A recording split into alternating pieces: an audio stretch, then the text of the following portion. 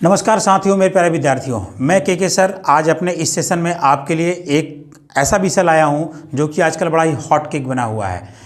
ऋषि सुनक के ब्रिटेन के प्रधानमंत्री बनने के बाद हमें एक जिज्ञासा सी जागृत हो चुकी, ऐसे कौन से भारतीय मूल के लोग हैं जो विदेशों में कहां कहां पे किस पद पर हैं। तो मैं अपनी छोटी सी वीडियो इसी संदर्भ में लाया हुआ हूं कि आज क्योंकि वर्ल्ड परिप्रेक्ष्य में आज एक विदेश नीति बहुत ही हॉट टॉपिक बन गया है। आज देखिए रसिया, अमेरिका, यूक्रेन आपस में इस तरह से जुझे हुए हैं। पूरा यूरोप एक पूरी तरह से कन्फ्यूजन में पड़ा हुआ है कि वो यूक्रेन के साथ जाए, कि अमेरिका के साथ जाए, कि रूस के साथ जाए।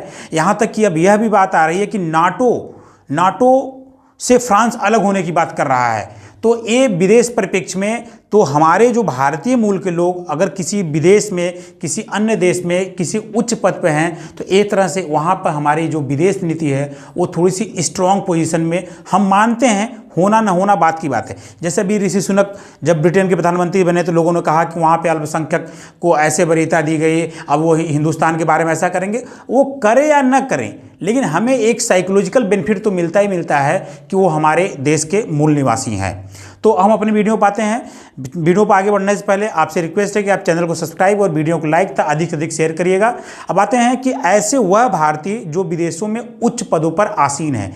तो इसमें आप देख सकते हैं ऐसे कौन से भारतीय हैं, हम इन पर आते हैं।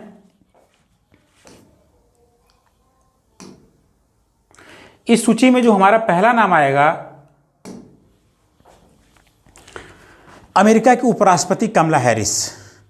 इस सुंदर सी मुस्कान के पीछे एक इतनी इंटेलिजेंट और समझ सकते हैं कुशाग्र बुद्धि की महिला है जो कि एक बाहर मूल की होते हुए भी अमेरिका में एक इतना उच्च पद आसीन कर रखा है। अगर इन्होंने जो अमेरिका का इंटरनल चुनाव होता था डेमोक्रेटिक पार्टी के चुनाव में अगर जो बाइडेन से न हारती तो ये निश्चित तौर पे आज अमेरिका की राष्ट्रपति होती। लेकिन फिलहाल ये अमेरिका के उपराष्ट्रपति हैं और ये इंडिया के तमिलनाडु प्रांत से ताल्लुक़ रखती हैं।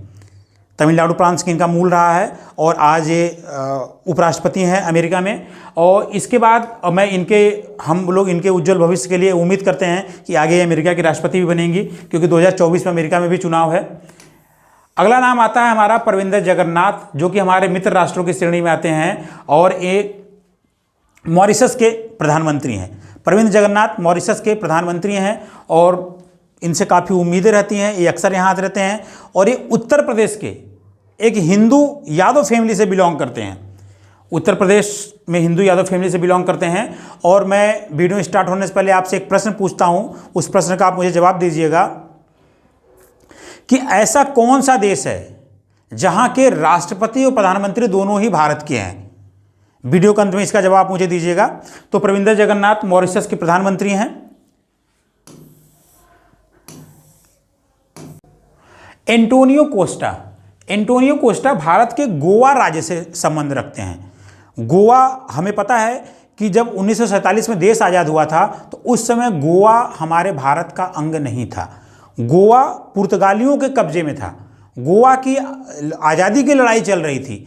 गोवा को हमने 1961 में ऑपरेशन विजय के माध्यम से पुर्तगालियों से आज़ाद किया। यानी कि गोवा जो हमारे भारतीय का अंग बना है वो 1961 में बना है। तो आज भी गोवा में बहुत से पुर्तगाली लोग रहते हैं। उन्हीं पुर्तगाली फैमिलियों में से कई एंटोनियो कोस्टा के रिश्तेदार हैं। उन्हीं से ताल्लुक एंटोनियो कोस्टा का है, जो कि पुर्तगाल के राष्ट्र प्रधानमंत्री हैं 2015 से, और एक काफ़ी बड़ी उपलब्धि है हमारे देश के लिए। अब अगला नाम आता है पृथ्वीराज सिंह रूपम। पृथ्वीराज सिंह रूपम जो है 2019 से मॉरिशस के राष्ट्रपति हैं। यह भी भारतीय मूल के हैं पृथ्वीराज सिंह रूपम। ऐसे भारतीय मूल के व्यक्ति जो विदेशों में जाकर के वहाँ पर रह रहे हैं, इससे हमारी एक कूटनीतिक लाभ होता है जिससे हमें बहुत बेनिफिट मिलता है। लेकिन क्या भारत में भी ऐसा संभव होगा? खैर अगले वीडियो में बताएंगे। इसमें अगला नाम जो आता है हमारा वो आता है चांद संतोखी, चंद्रिका प्रसाद संतोखी। ये सूरीनाम के पॉलिटिशियन हैं और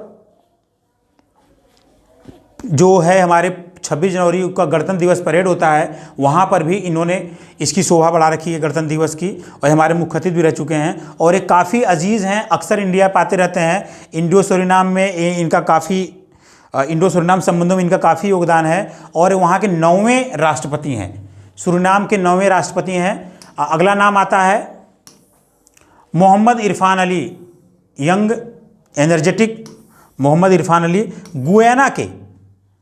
गुयाना के 9th एग्जीक्यूटिव प्रेसिडेंट हैं। गुयाना, जहाँ पे हम लोग कुछ लोग जानते भी नहीं हैं, लेकिन वहाँ पे भी जाकर के भारतीय मूल के लोगों ने अपना झंडा गाड़ रखा है, वहाँ के भी राजनीतिक पर अपना अधिकार बना रखा है और अच्छे उच्च पदों पर बढ़ चुके हैं। इसके बाद एक नाम आता है हलीमा याकूब। हलीमा याकूब सिंगापुर की हैं, 2017 से वहाँ पे राष्ट्रपति हैं और अच्छे से उनका काम चल रहा है। और भारतीय मूल के होने के साथ साथ ये जो भारत की जो हमारा जो विदेशी संबंधों की नीति है उसमें हमको काफ़ी बल मिलता है। इस श्रेणी में अगला नाम आता है ऋषि सुनक। इनके बारे में हम जानते ही हैं, जो कि सबसे यंगेस्ट, आई थिंक 210 साल बाद एक कोई इतना नया 42 साल की उम्र का व्यक्ति यूके का प्रधानमंत्री बना हुआ है। इनके बारे में बहुत कुछ कहा जा रहा है कि वो अल्पसंख्यक हैं, वहाँ पर इंग्लैंड में ऐसा हुआ है, हमारे तरफ हमारे देश को लोग संदेश देना चाहते हैं, लेकिन ऐसा कुछ भी नहीं है। ऋषि सुनक वहाँ के जनता द्वारा नहीं, वहाँ के सदस्यों द्वारा चुना गया है। वहाँ की जो कंजर्वेटिव पार्टी है का उन्होंने विश्वास जीता है और कंजर्वेटिव पार्टी के सपोर्ट से ही वो वहाँ के प्रधानमंत्री बने हुए हैं। और आने वाले समय में देखते हैं भारत के साथ उनका क्या रवैया होता है।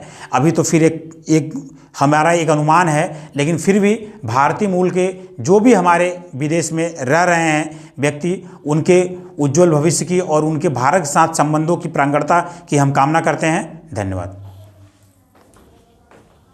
बंद कर दो।